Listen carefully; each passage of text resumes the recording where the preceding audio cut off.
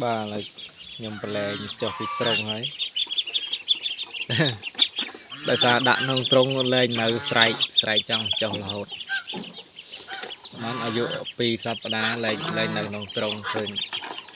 គេនៅក្រោមលាន់ចង់មកចុះលេងបលែងចុះអត់ចេញមកក្រៅដែរ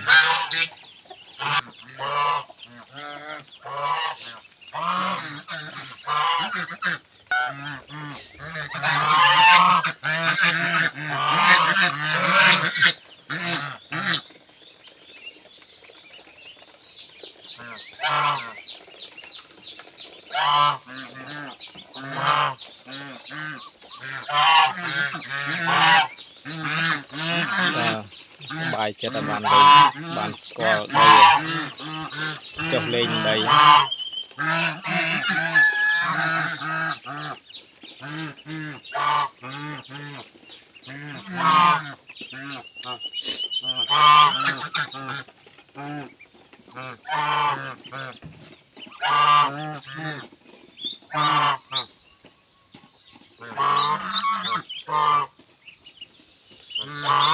កូនទៀននេះខ្ញុំដាក់ឲ្យកងានក្រាប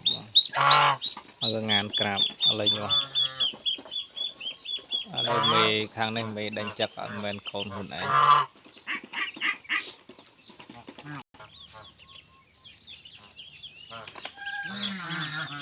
បានដើរលេងដី